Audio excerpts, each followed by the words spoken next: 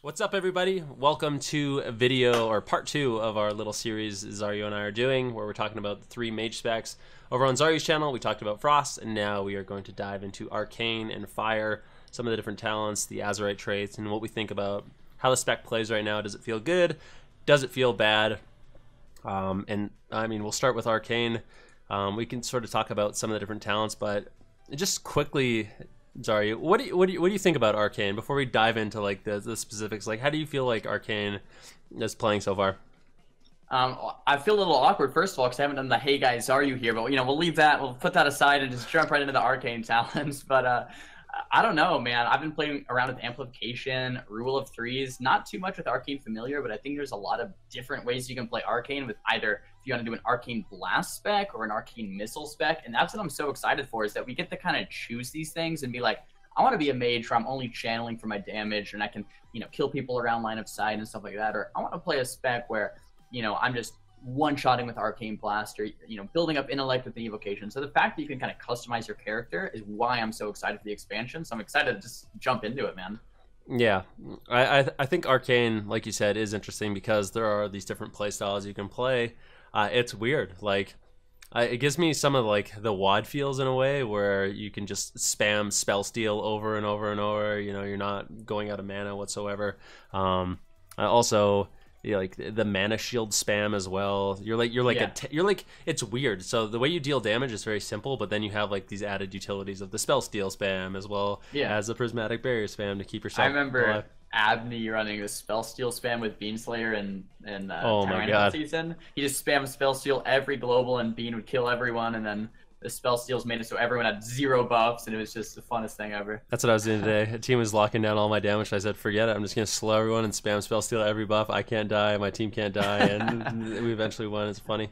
Now we can sort of talk about some of the talents now. So you mentioned that you've been running or messing around with rule of threes and amplification in the 15 row. I myself, just because I'm a missile addict, I've mostly been playing amplification for PvP, just so when I get those clear casts, I get that Gatling gun missile feel. What are your kind of thoughts on these talents? So to me, it kind of depends on what kind of build you're going in your Azerite traits. So in your Azerite traits, we kind of have that galvanizing spark, where you're getting a ton of that Arcane Blast damage, or you can go with the Arcane Pummeling, which you were talking about, when each wave of Arcane Missiles deals additional damage. So if you're going with that Arcane Pummeling Azerite trait build, definitely go with amplification, and then your missiles are just on fire, especially if you pair that with the PvP talent, Arcane Empowerment. And I'm gonna be honest, dude, I don't know which spec's gonna be better, whether it's gonna be that Arcane Missile spec that you can channel through pillars, or if it's well, just to be clear, channel through pillars if you start it before they move behind the pillar, or the rule of three spec, not just straight through. Yeah, not just straight through those pillars, or the rule of threes, where you kind of saving some of that mana and just charging up those Arcane Blasts and doing a ton of damage with your Arcane Blasts. Well, the trait I've actually been using isn't the one that's additional damage. I've just been using the anomalous impact. So just which one is that actually? Arcane Missiles deals 183 additional damage for each arcane charge you have. So oh wow, okay, yeah, it's really, really strong. It ends up being like thousands of damage per channel of Arcane Missile that you get added on. It's weird because, to be honest, I haven't tried that. I've only tried the other Arcane Missile one, so now I'm excited to try that one. Yeah, this one is way more. The anomalous impact is actually better in every way. There's no situation where you want to play the other one. So well, that's kind of unfortunate. Yeah, it is unfortunate. I don't really get it. Yeah. I don't get it, but I'll definitely want to try that. Yeah, it's fun. But that like you said, that's what we can kind of talking about. Like, it seems like for Arcane, there's like in my mind, there's like 3 different ways. Well, kind of 2 different ways you can play it. You can play an Arcane Blast build, or you can play the Arcane Missile build. And I've heard some mages actually messing around with like a huge, because there is another trait that you can get, which basically makes your Arcane Barrage like an execute if someone's under 20% HP. I mean, this isn't my favorite because you rely on people being under 20% HP, but apparently you can get sick barrages if people are super low. So yeah, I guess depending. You talked about it briefly too with the evocation talents. If you stack all of those, you can get a evocate to increase your intellect by just an insane number, get an insane amount of intellect, and then just pop Arcane Power, your unused trinket, Presence of Mind, double Arcane Blast, and just kill people with 250k Arcane Blasts. There's that too, which is pretty cheesy, but yeah. I guess we can kind of talk about the 30 row now, which it's pretty much the same. You have Mana Shield, you have Shimmer, and Slipstream. The one key difference is Slipstream was actually nerfed. So before Arcane Missiles, Slipstream was you could just run cast Arcane Missiles. Now it's you can only run cast Arcane Missiles when you have a clear casting proc. So to me, Slipstream is garbanzo beans. Not a fan. You said you were messing around mostly with Shimmer? Yeah, mostly with Shimmer, but I mean, you were talking about Mana Shield, and I have lots of people with Mana Shield, and it seems insane. Yep. And, you know, almost insane to the point where I think there might be some number tuning that has to be done, or it might be bugged or something. It seems like it doesn't even drain any mana, right? Yeah, it barely drains any mana at all. But apparently, when I was talking to ABN, he was saying that it's like this in Legion too, just no one plays it. It's like the same in Legion, just no one tries it out. But it does seem ridiculous that you can just spam Prismatic Barrier over and over and over and not really run out of mana. So, yeah. So Mana Shield is what I've been running, but it does seem buggy. Like I can't really see a world where Mana Shield stays this way, where you just are immortal. Basically, you just can spam Mana Shield and definitely you don't run So I think it's likely Shimmer just ends up being the go-to talent. But being able to blink out of stuns is so fun.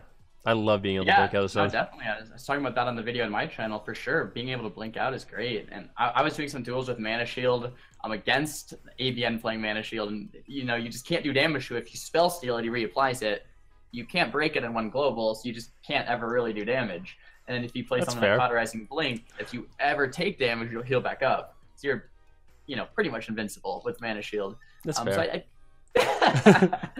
I think hopefully the numbers are a little tuned to where, like, either you're going to go out of mana if you keep spamming it, or it'll be able to break and you'll pretty much eventually die if you keep spamming it. One or the other. It shouldn't just be you're invincible, right? I mean, I hope at least. Yeah, no, I agree 100%. Yeah. So Shimmer probably going to be the go-to option right now. If Mana Shield stays buggy, then go for it. It's kind of fun. That's what I've been running. The next row, Incanter's Flow, Mirror Image, Rune of Power. Basically, I mean, you can correct me if I'm wrong, but I think it's going to be the same thing. You go Incanter's Flow, and Mirror Image is maybe in like a duel where you just want like raw damage where no one can LOS, or like World PvP or something like that. But Incanter's Flow is just too good for consistent damage, and the other two options just are kind of lackluster. Yep, you said everything I was going to say. Yep, that's right. Yep. Perfect. I feel like most mages feel that same way.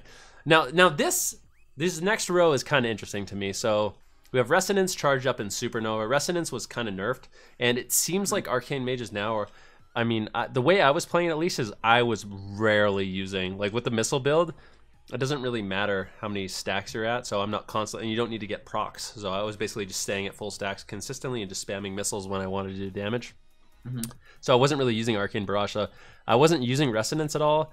Charged up I really wasn't using because I can just Arcane Explosion a few times and get the stacks I want, and I was sitting there with the missile build I was running. But Supernova has always been like a utility that I've loved as like an extra interrupt. So in the most of the games I've been playing, Supernova's kind of been my go-to, but I could definitely see, depending on the specs, like going charged up. Like yeah, so I've with the Arcane Blast build I've been trying with Galvanizing Spark, I have been going charged up just to cycle through, because the Arcane Barrage has actually hit, you know, pretty decently hard. It's almost essentially like an instant Arcane Blast. I mean, it's doing very, very similar damage, and then you can just instantly get the stacks back and keep casting. So it's almost like a one-charge Presence of Mind-esque ability. Okay. But I think you're right. I think Supernova in like a 3v3 situation, having it as like an extra wind shear, you know, mages going for polymorph on your healer, you don't have a kick, boom, you just knock it up, and then your priest comes out of the stun. Now he can premonition that polymorph. So that Supernova is just so valuable for the utility. So probably Supernova, but I wouldn't be surprised if charged up is used in some situations. And Resonance, yeah, the 15%.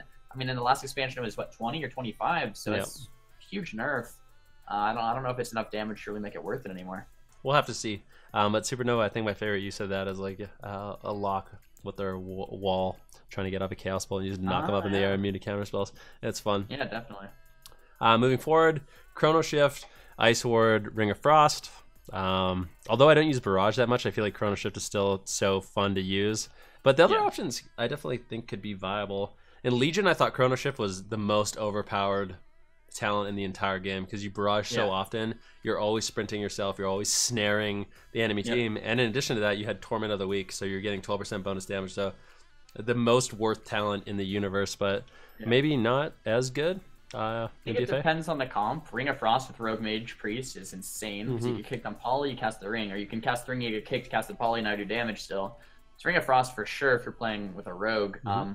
Chrono Shift, it seems like it's still worth it just because it is that physical slow, right? You can't dispel it, which is a physical slow is just so powerful. And a sprint, so probably, yeah, and the sprint. So probably I agree with you, Chrono Shift, even though you're not using Barrage too much because you can use it when you want that sprint or, use it when you want to slow the enemy. So probably still Chrono. All right. What about the 90 row? What have you been running with that? So this is interesting. I've tried a little bit of all three. The thing that scares me with Nether Tempest and Touch of the Magi are that it's AoE. And it could break a Poly, it could break a Blind. So if you're playing with a Rogue, you're probably not going to go either one of those. You probably want to go Reverberate so you can stack your Arcane charges quicker once you kind of run out of them, especially if you're not running Charged Up or something. But I think Reverberate for playing with the Rogue, and then the other two could be interesting, MLS with Nether Tempest or with the Shadow Priest, Nether Tempest. Yeah, just putting it up. It's still limited to one target, but yeah, putting it up for that extra damage seems very nice. So it kind of depends on the comp, I guess. Yeah, I think you're right. Maybe, I don't know. Touch of the Magi I could see being good too if you're playing like a Blast build and you're just getting an opportunity to spam Blast. But that's I think that you kind of hit it right on the head. Is that the expression that you hit the nail on the head? Where it's like now the Tempest Touch of the Magi because of the AoE components mostly going to be like when you're playing wizards, Shadow Priest Mage, Destro Mage, right? Whatever. Yep, exactly. And then for the 100 row, okay, I want to know your thoughts on the 100 row because I've had like an epiphany a little bit with it.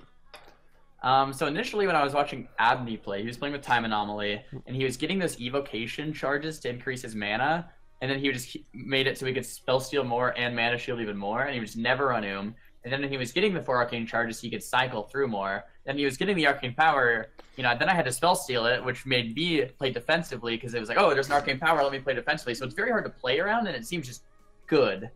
For the big one-shots, if you're going to the Evo build or the crazy one-shots with the Arcane Blast, Overpowered works, right? And then Arcane Orb is more of a build where you want to cycle through, get more value from the Chrono Ships. They all seem viable. I've mainly been playing with Overpowered just because I've been cheesing people on the beta, but I almost think Time Anomaly is going to be the way to go. Yeah, so I was interested in your thoughts, and initially Arcane Orb is just like, it's one of my favorite abilities in the game, and I like, if I could give Arcane Mages one ability to just be base, it would be Arcane Orb. Like, I feel like they need it in their kit.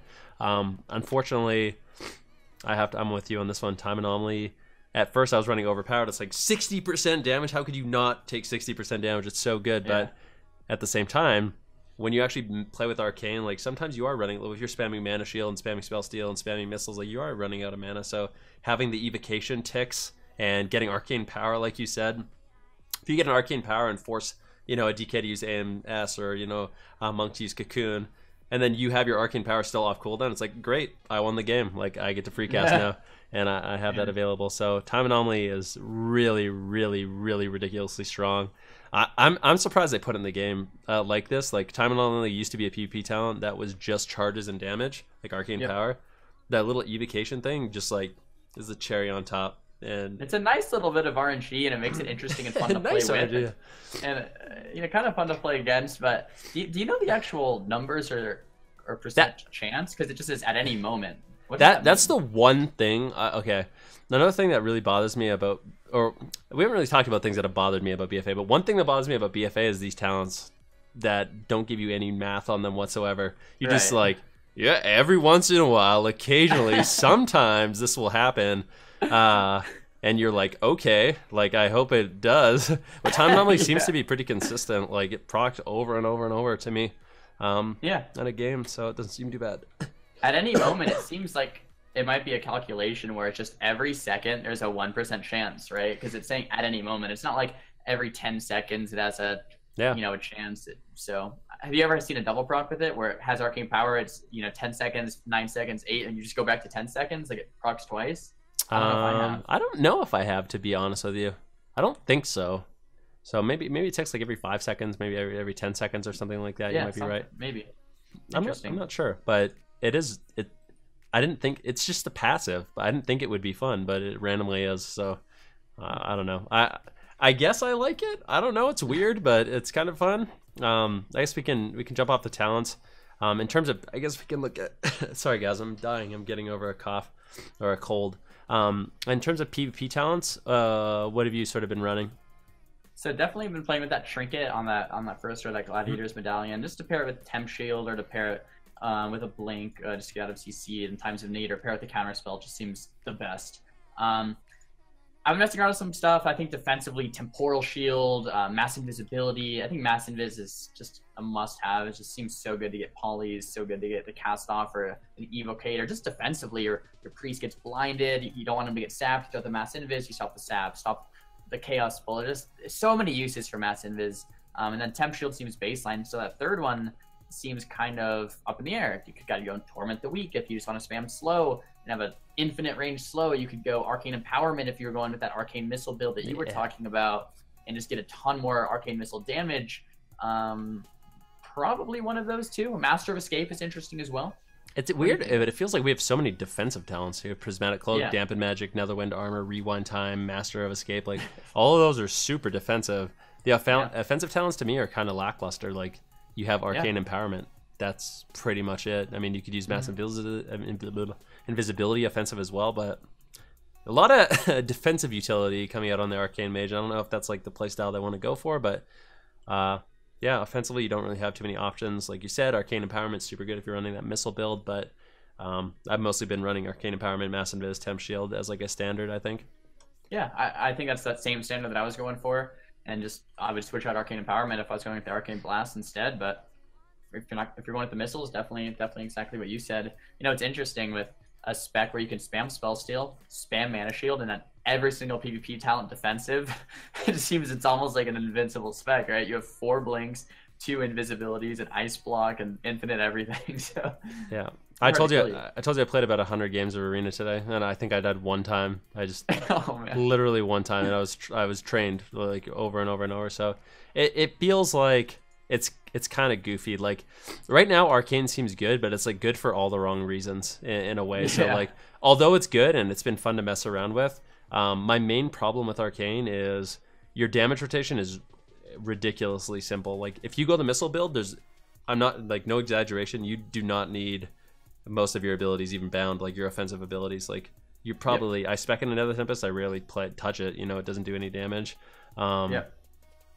But there's something weird about it where I still like enjoy it. It's like the ABN effect or something. Like I actually enjoy being immortal and spamming spell steal and one-shotting people with missiles. Like it's fun, but it's like it's kind of goofy. And I just, when you compare it to like Frost and Fire, I just don't know.